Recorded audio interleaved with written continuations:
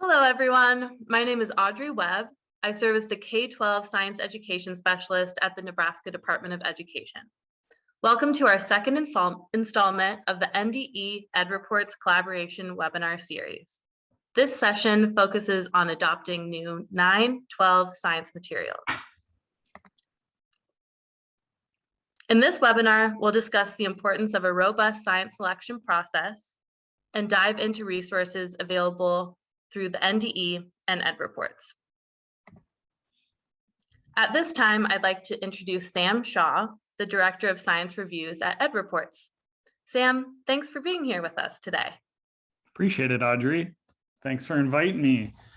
Sam Shaw, coming from EdReports, where I've been here for a little over 4 years working on K-8 science materials reviews, and now we're moving into high school. So excited to give you a first glimpse into where we're headed and how we hopefully can support you all in your near and far adoption processes. So today we're going to be talking about the importance of materials and also the importance of a comprehensive, transparent process for selecting high quality materials. We'll look at the aspects of high quality that we've identified for high school specifically. And we'll also be sharing resources from both NDE and EdReports to help you again in the near and distant future. Here's our agenda. We're currently in the opening. We'll move to a Nebraska vision for science education after I share a little bit about EdReports. We'll dive into some characteristics of quality that we're looking for. We'll talk about the transparent adoption process, and we'll close with resources and next steps. So first, framing EdReports, we're a nonprofit organization that increases the capacity of teachers, administrators, and leaders to seek, identify, and demand the highest quality instructional materials. We draw upon educators, expert educators. All our work is by educators and for educators through the review of instructional materials and supporting smart selection processes to equip teachers with excellent materials nationwide.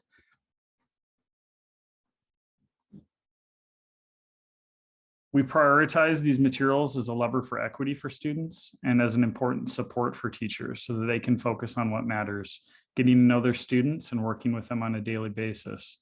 We ensure that in our processes that we emphasize local context and really leverage an instructional vision to drive decision-making. We engage and prioritize diverse stakeholders, especially educators, in our instructional materials work. And we center the needs of students who have been least well served by our education system.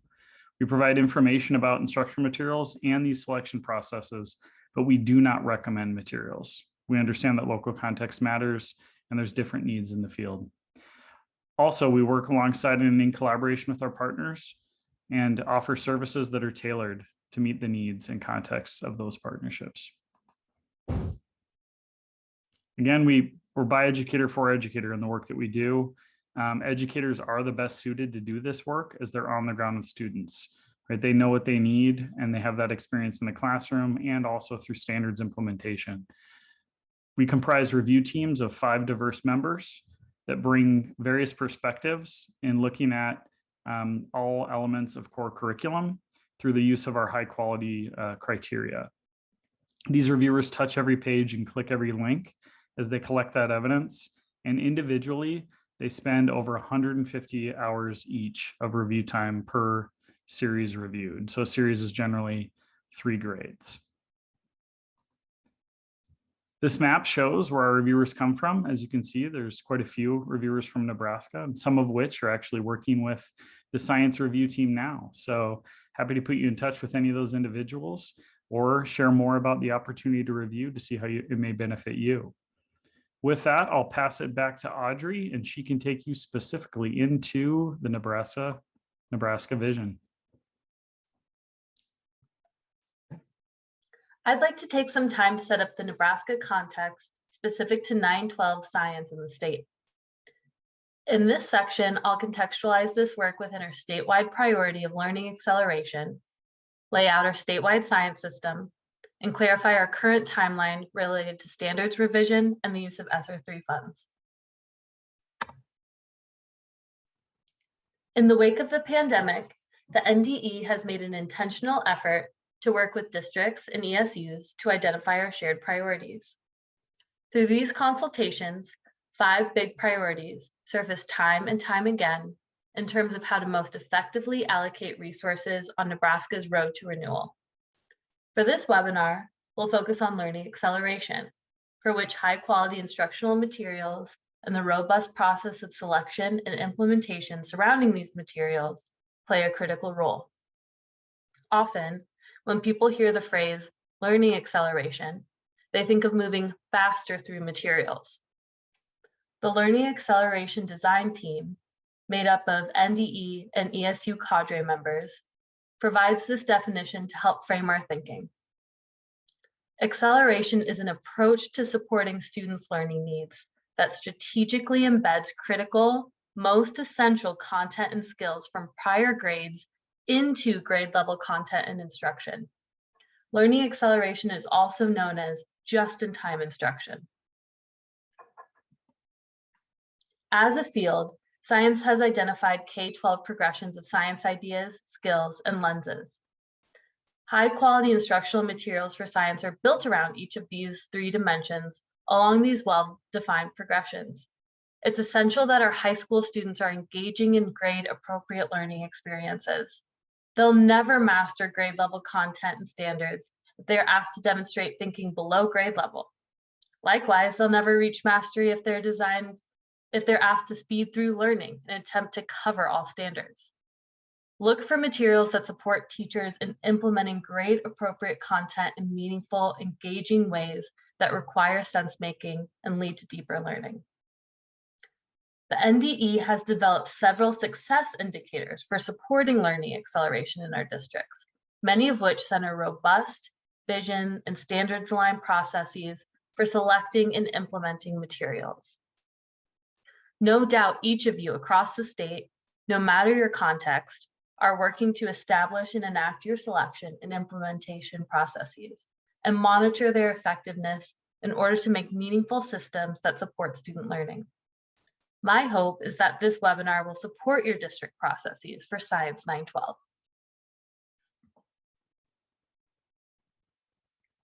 All of this district building and classroom work is with the goal of supporting college and career readiness of our students in science. This slide articulates the statewide science system. This system model shows a tight feedback loop between curriculum, instruction, and assessment, informing each other. Thinking from a student perspective, we're moving towards a seamless set of authentic learning experiences where it becomes harder and harder to distinguish between instruction and assessment because both are so designed to support student mastery of specific learning targets. Criteria for high quality in both instructional materials and assessment are determined by how best to support student sense-making. High quality instructional materials, instructional routines, and classroom practices are the tools needed to support the development of student sense-making. That's on one side of this model. High quality curriculum embedded 3-dimensional assessments are the tools needed to measure the development of that sense-making through transfer tasks. That's on the other side of this model. The two talk to each other and inform us how students are progressing towards the grade level mastery in the center of this model. As we think through materials for science, it is important to consider both parts of the system and their contributions towards student learning. For example, when I was in the classroom, I framed my plans for each unit, lesson, or segment in terms of 2 questions. What are students getting out of it? And what am I getting out of it as a teacher? That helped me create and facilitate learning experiences tailored to what students need next in order to move towards mastery, as well as learning experiences that allowed me to get as much information as possible about what students knew and could do. Asking these 2 questions together gets at both sides of the system in an integrated way for seamless instruction and assessment. When reviewing materials, look for daily, meaningful opportunities for students to demonstrate and revise their understanding. The Ethos for Science Education overviews what we hope to see in Nebraska science classrooms. The mission statement you see here outlines some of the most compelling tools we have to help us achieve our vision. In the bullet points, you'll notice the components of the science system modeled on the previous slide. The first one, speaking about high quality instructional materials. The second one, speaking about high quality embedded three-dimensional assessment within those materials. The goal of public education is supporting learning for all our students. Part of the vision for science education is inviting all Nebraska students to experience the rich nature of science. I'll leave NDE's equity statement on the screen for you to read. As you do, think of a student or teacher you hope to better support through strong and intentional implementation of high quality instructional materials for high school science.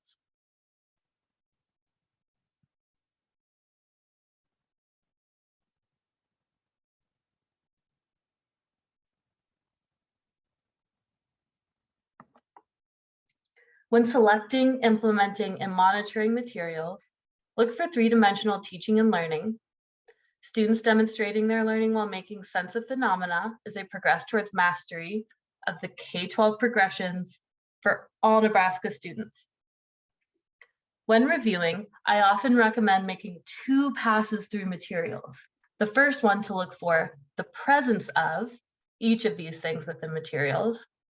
For example, are there phenomena to contextualize learning? Are students asked to engage in science and engineering practices, apply cross-cutting concepts, and use their disciplinary core ideas routinely throughout the materials? Are learning sequences consistently on grade level and designed in such a way that all students are able to access the materials?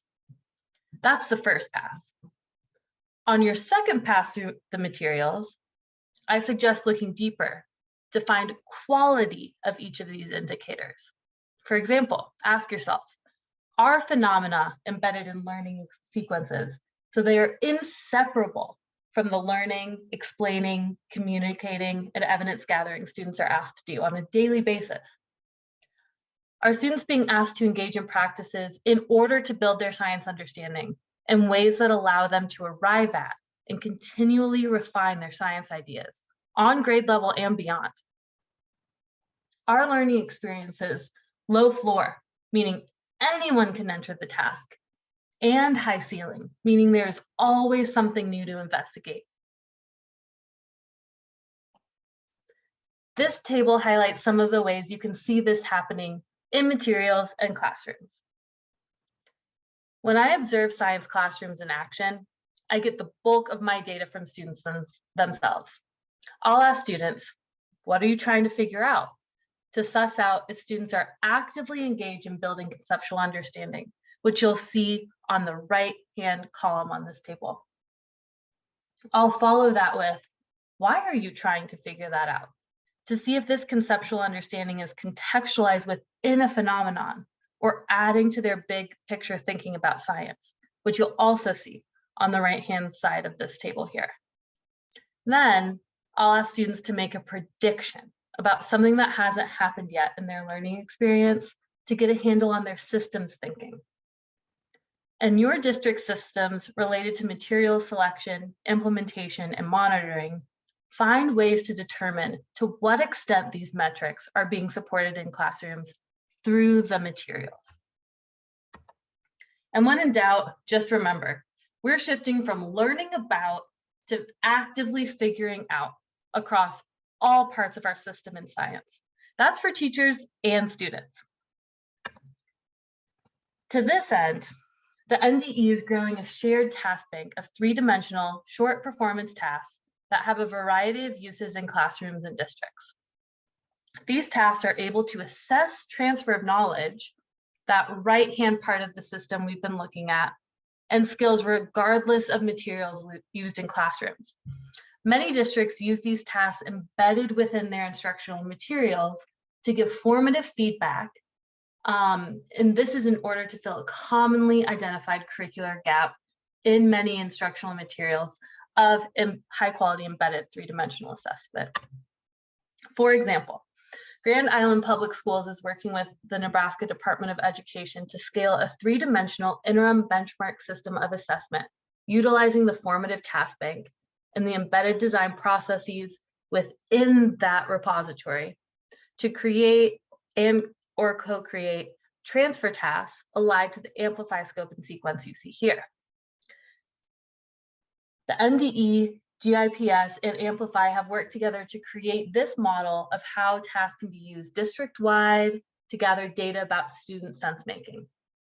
While this example focuses K-8, the NDE and the ESU Science Cadre is committed to approaching this embedded assessment work in the high school space as well. Please reach out if interested in pursuing work like this. As you are likely aware, the science standards revision process is slated to begin mid-2023 and close out 2024. While standards revision is often seen as a complete overhaul, I would like to give a message related to the upcoming standards revision for science. These standards have been carefully crafted based on a national framework for science education. The Nebraska State Science Standards will remain based on the same framework. So I offer this as encouragement for districts who are already deeply engaging in standards implementation work. All the work you've been doing to this point will continue to support implementation of the next cycle of Nebraska's college and career ready standards for science. Zooming into our current place in this ESSER timeline, I'd just like to stress that it's okay for things to take time in this stage. We're in this ongoing phase between September 2021 and September 2024. We have several years to create our systems that we can then enact in intentional ways. This is a complicated process of trying something and adjusting based on evidence. We need to give ourselves time to gather this evidence in meaningful ways and make thoughtful decisions based on that. You can update your ESSER application at any time to reflect more data, more evidence, more district processes, and implementation strategies. Work with your ESU or the NDE to develop a plan. Don't rush it. Devote the time needed to make informed, vision-aligned decisions when it comes to selecting and implementing materials and building out an accompanying professional learning and monitoring plan. Keeping in mind that September 2024, we can hope to see a big return on these investments.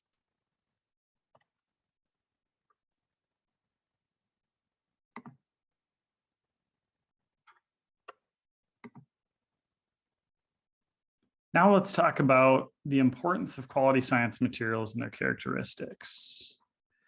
First, a quote from the framework from which your standards are based. Within the framework, it was stated that our vision is that every student experiences the joy, beauty, and power of science, learns how science can be used to solve local and global problems, sees the pathways that can take into science-related careers, and feels welcomed and valued in science classrooms. The heart of this is contribution by students in the science classroom, moving from being observers to those that are doing the explanation and working with the science and engineering practices and following the shifts that Audrey had described. Recently, EdReports produced a data snapshot of K-12 science materials, where we confirmed some assumptions about material use across the country. And what we found was 20% of teachers are using materials that predate the standards being the next generation science standards, which came out in 2013. So materials are almost 10 years old in classrooms, if not older. And almost half of teachers are regularly using materials they create themselves out of necessity due to the lack of aligned products. So that kind of undergirds the mission that we have at EdReports, but also frames an important shift in perspective that high quality materials should be present in your classroom so you can focus on what matters, working with students, getting to know them, and meeting their needs. I thought it was important to start with high school, since that's this group, share an update on where we're at in our process, and dive deeper throughout into aspects of quality and resources that you can use to build capacity now as you examine materials and think about our reports that are soon to be at your fingertips. So our tool development process began almost 2 years ago, and it started with a landscape analysis. That landscape analysis was to set the stage to develop questions that we could ask individuals across the field, educators, researchers, curriculum developers, to understand what the qualities and criteria should be in the review of high school science education materials. And that results in grounding understanding, collection of research, rubrics in the field that we can use to create our rubrics at EdReports. We'll dive into each of these sections here. So for the landscape analysis, this was framed to start our pre-learning. This included looking at high school graduation requirements across states, looking at course enrollment, right? Which courses do most kids take, and course descriptions to understand the makeup of certain courses.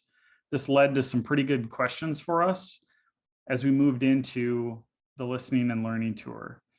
But really, we kind of understood that our existing tools in K through 8 provided a foundation for expansion to high school because they're based on the framework. They're already based in the shifts that Nebraska is using, and they're going to be consistent in high school as well.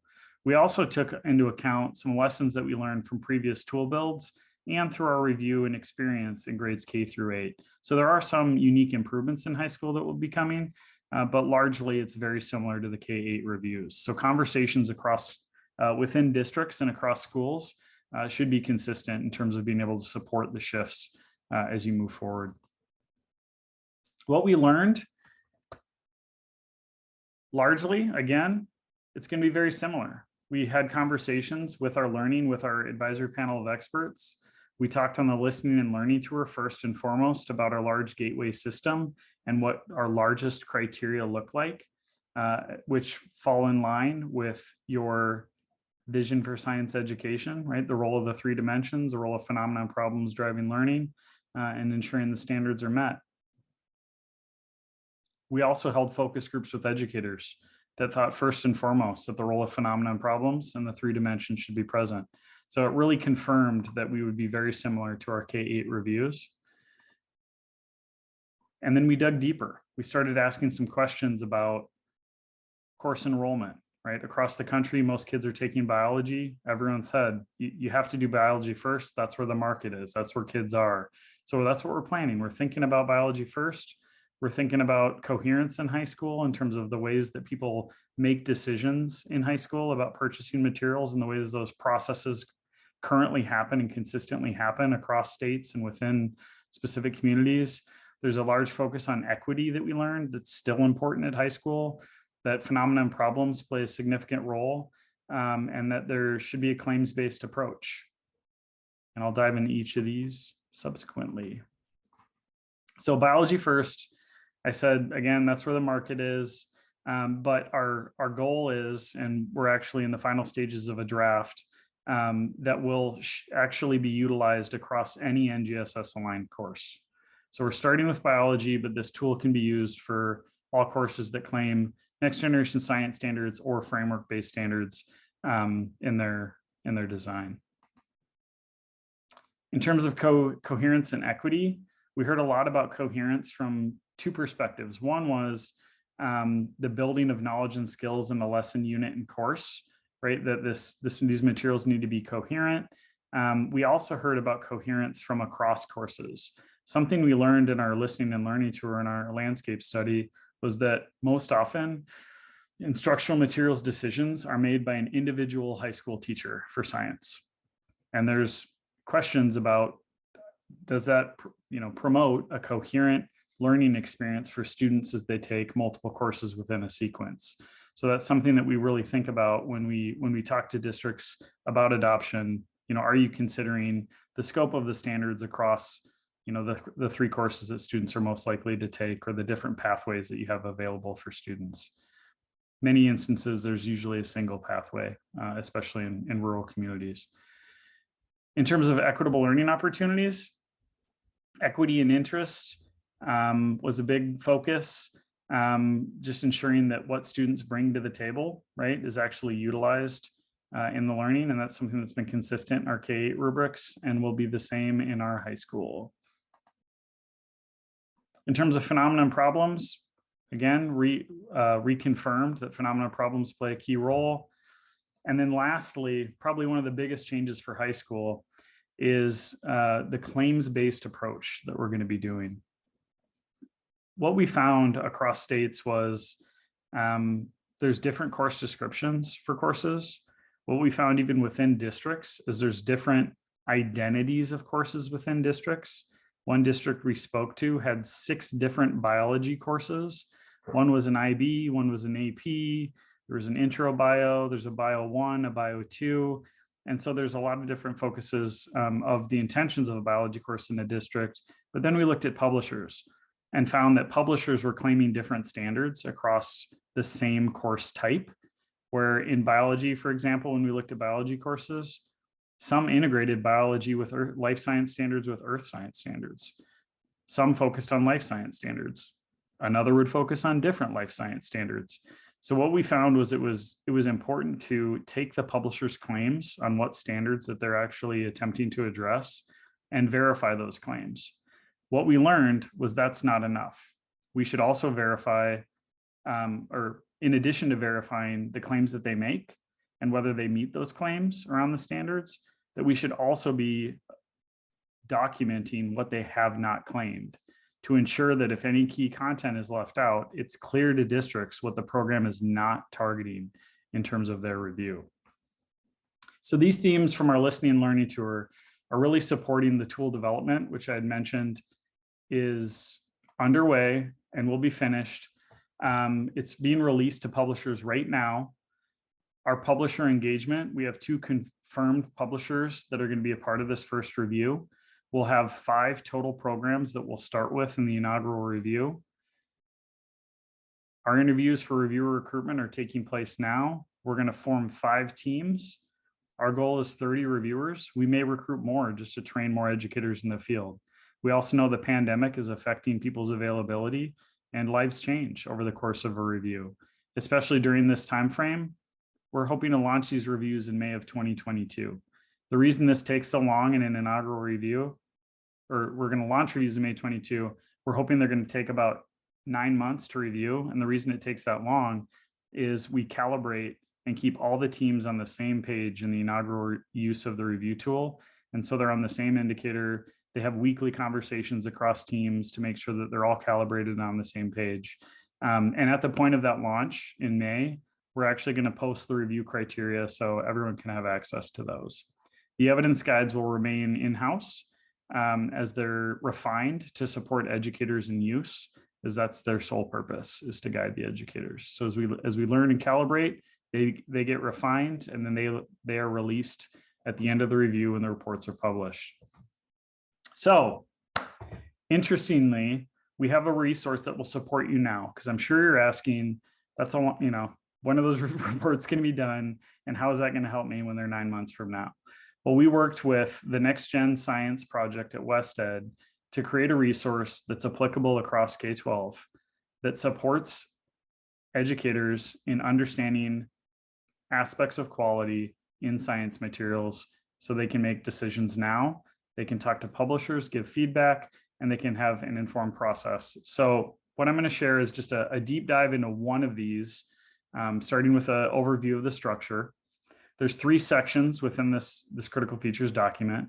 There's learning goals, there's student supports, and student assessments. Each of these sections has a list of critical features. These critical features include detailed descriptions of what those features are. There's less like, more like charts to help you shift and think about the vision. And then there's also illustrations, right? These aren't prescriptive or restrictive, but they help you see what it should look like or could look like in high quality instructional materials. This resource, it's built to support and illustrate high quality design. It's not a process, right? So this isn't something we're saying publishers should use to design their products.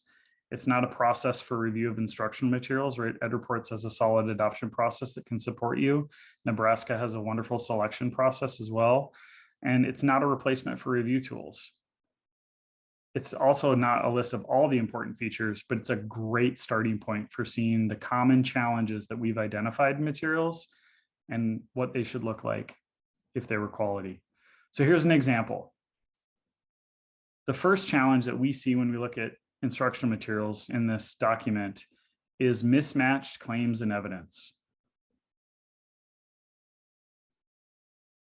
You'll see here there's a partial progression from the NCCRS-S appendix that shows on the right side a 9 through 12 learning goal that's claimed. But what we found was the student prompt that actually happens within the materials is actually below grade level. So we've addressed this challenge by naming this critical feature as materials clearly describe three-dimensional grade appropriate learning goals that match what students learn during instruction. You'd be surprised at how often this is one of the most common things we see in materials is misaligned learning claims, which is a big challenge for educators in terms of being able to trust the programs that they're using. So you'll see there's less like, more like tables here, very similar to the vision for science education that Audrey shared, that helps shift from, current practice or past program design that many educators may be utilizing to what it should look like. And so what you may have seen in the past is 1 or 2 dimensional goals that are misaligned with instruction. And what we're looking for are clear 3-dimensional goals that are stated at the front and that there's an accurate alignment in instruction. The clear goals that we expect at the front of the program should be at the element level of the standard.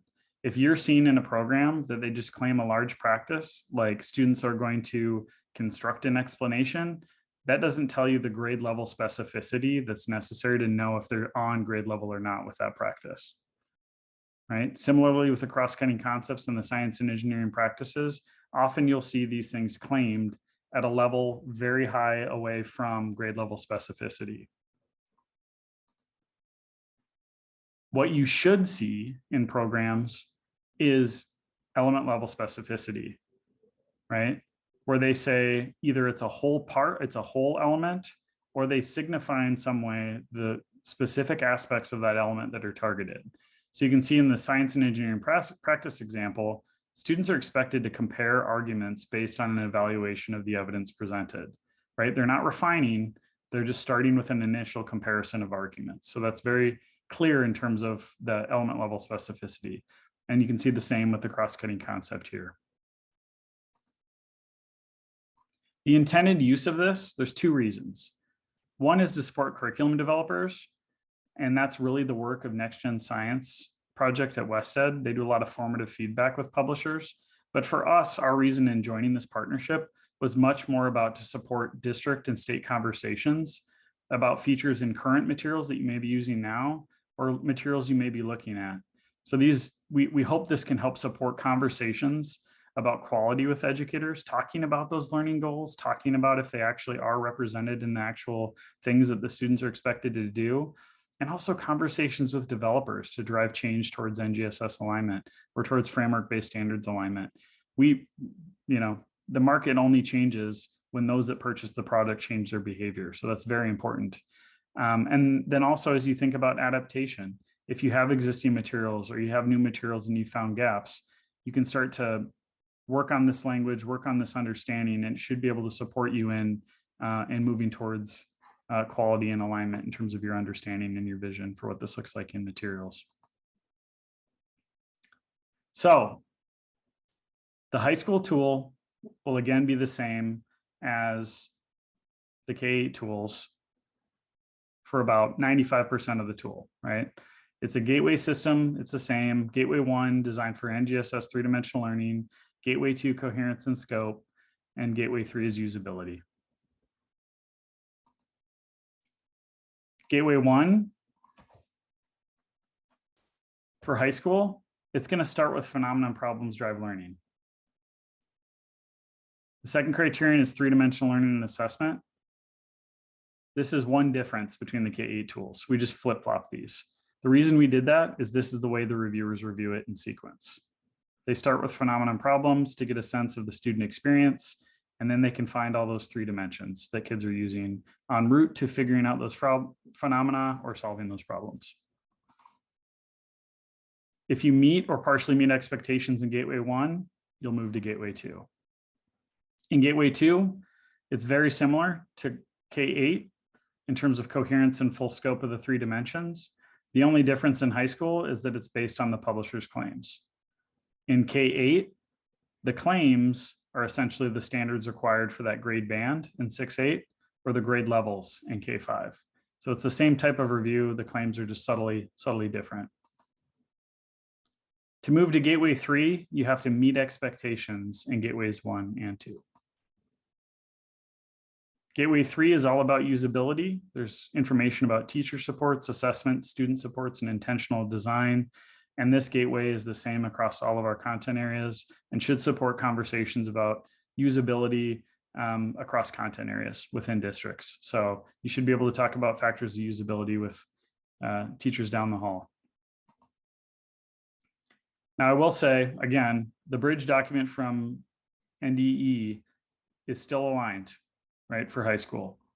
Gateway 1 is still 3-dimensional learning and phenomenon problems drive learning. And Gateway 2 is still coherent in design, right? Scientific accuracy and hitting those endpoints of the 3 dimensions. Gateway 3 is still usability. And as Audrey had mentioned, even with the standards revision and following the framework, being a framework-based set of standards, EdReports reviews will still be able to support you through your work. And with that, I'll pass to Audrey as she takes us through the NDE selection process. Thanks, Sam. I love that critical features document that, in my mind, has broad implications for any science development work that informals, universities, or any other entities hoping to support the development work happening in K-12 spaces can utilize. I know that on the EdReports website, there is an entire webinar that dives into that critical features document. That can be a place to learn more too, if you're interested in any of that work. This next section is all about a comprehensive, transparent material selection process. The NDE recommends using a process like this based on some research, which I'll outline in this next section. We'll also unpack the selection and implementation process for science and review specific resources for your district work. This 2020 study from USC shows that the processes that have been traditionally used by districts when adopting new materials aren't always yielding high quality choices. The study noted in some districts, teachers wanted the program that was most familiar to them, even though district leaders did not think it was the highest quality option. This lets us into the insight that the selection process that we use and valuing high quality criteria above familiarity really does push us in the direction that leads to better materials in the hands of teachers and students.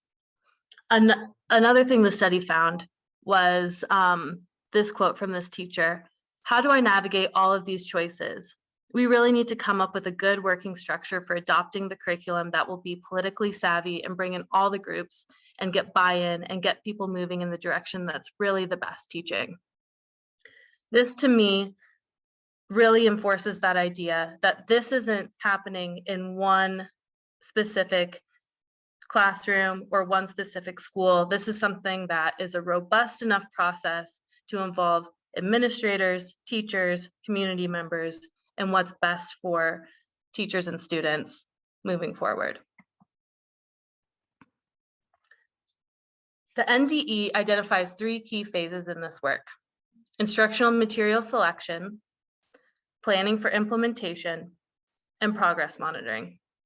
The NDE and the ESU Science Cadre have been partnering and will continue to work closely together to provide supports for this process specific to science. For instance, I'd like to make a quick shout out to Diana Steinbrink at ESU 10, who created the graphic you see here.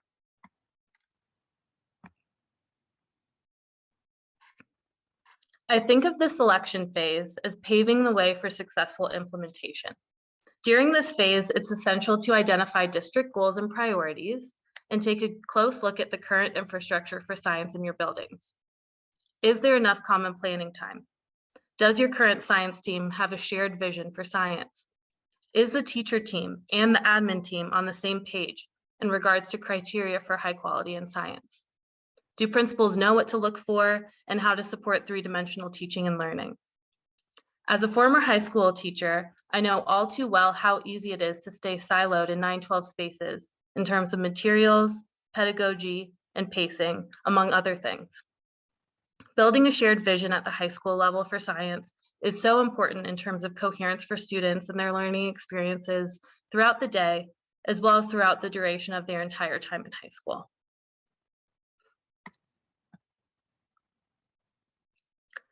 To me, phase 2 is all about making the systems.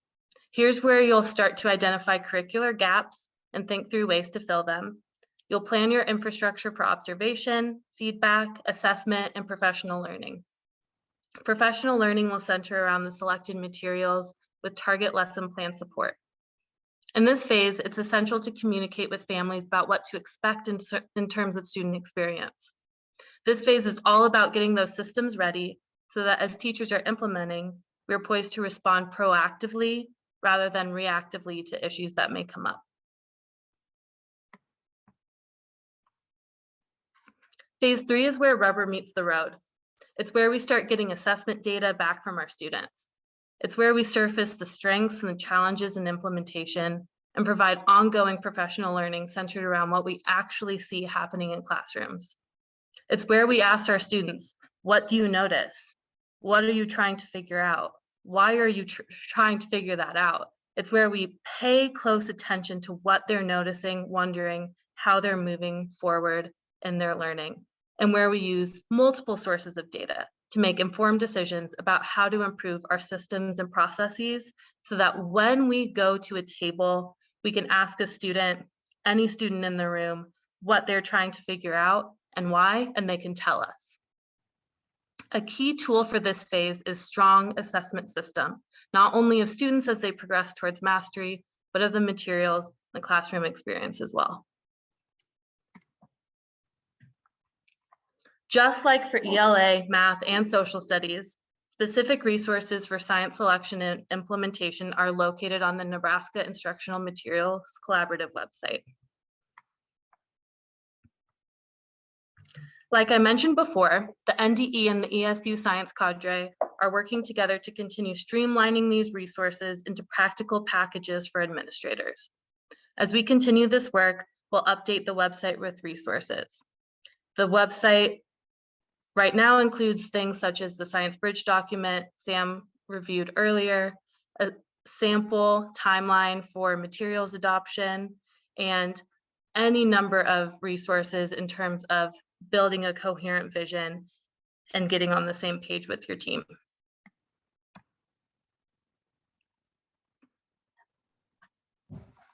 All right, and EdReports has some things to support you as well. We have our reports page where you can see existing reviews for K-8.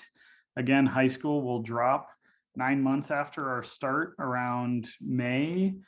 And we have a list of our upcoming reviews, so you'll be able to see which programs are under review at that point. We'll have all of our criteria, including high school. We also have our evidence guides for K-8. We have additional adoption guidance. I know NDEs is very robust, and thank you, Audrey, for sharing that, as well as your leadership in science, of course, is very inspiring from your neighbor to the north in South Dakota to see.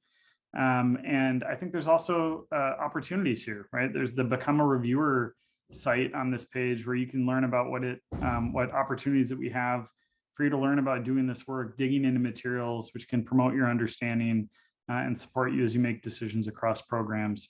But the large impact to the field would also be beneficial in terms of your support in helping other educators across the country, as well as within Nebraska. Generally, we say, the reports help you with selecting materials, doing gap analysis, and planning for professional learning and coaching.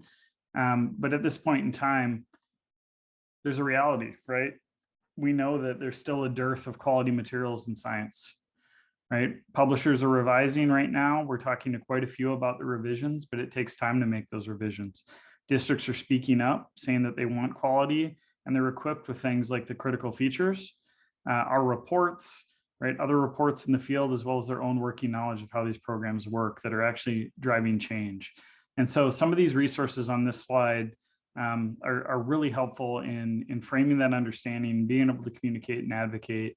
The first is this blog. It started as a blog. It's 3 ways to know if you're using quality science criteria. Just a high level understanding, great for administrators, great for entry level, and understanding what quality looks like in science, very aligned with the NDE vision. And there's also an animated video that goes along with it that follows the same guidance in the blog. There's also 5 questions teachers are asking. It was written by one of our reviewers, and 6 questions districts should ask when considering K-5 science materials. So there's different ways that you can access these reviews that are still applicable to high school and have great language in terms of understanding quality from, again, an entry level and overview standpoint. But the deep dive, again, is really the critical features resource. If you click that link, you can go and you can download the full resource. You can view a webinar that we did with Next Gen Science Project about the resource. And you can also download the full webinar slides for your use.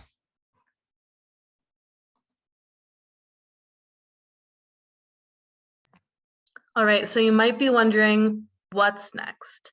How do we get involved?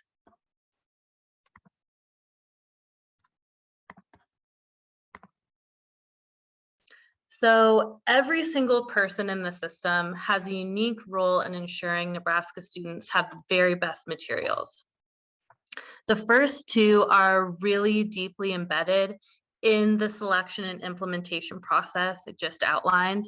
And I'm seeing now there's a little formatting issue, but that top one says, develop and align a vision for science materials. This is critical to get everyone on the same page, to make sure that we're all working together in concert with each other to support students demonstrating what they know and can do for science. And part of that demonstrating what they know and can do for science is collecting classroom data.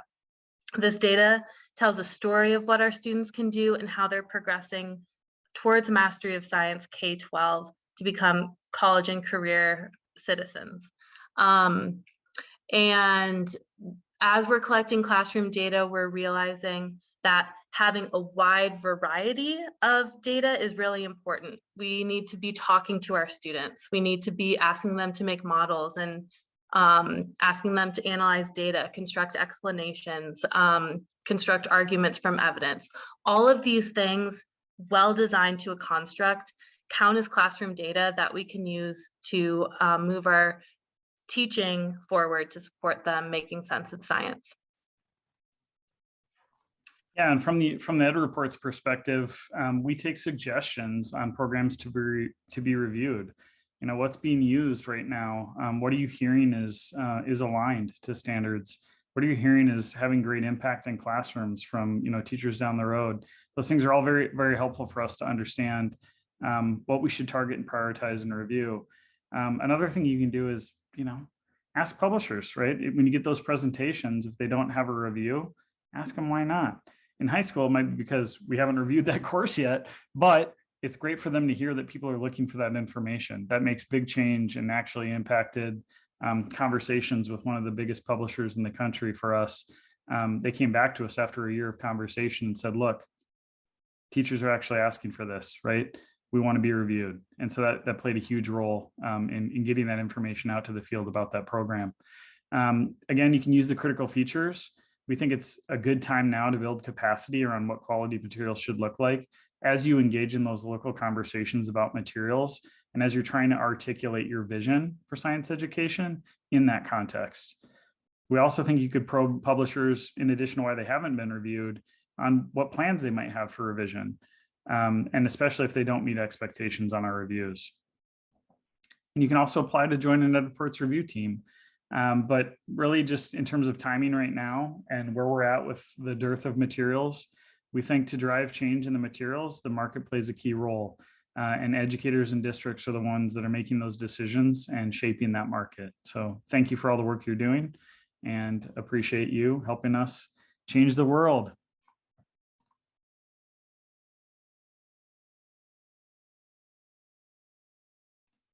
Here's a quick page screenshot of the Become a Reviewer. Again, here's the link if you'd like to join.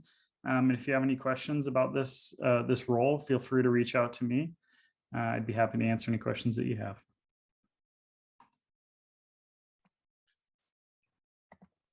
And please reach out to me to get on my monthly memo email list.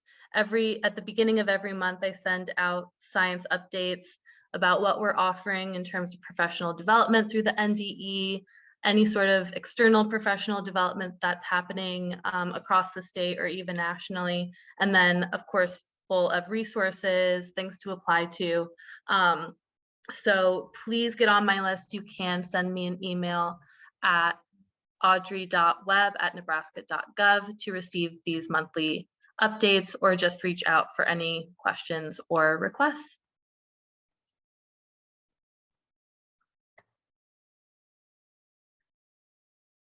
Thanks so much for joining this webinar. I hope you were able to engage in a way that makes sense for you in your local context. Like I said, please feel free to reach out to either Sam or I with any additional questions. Thank you.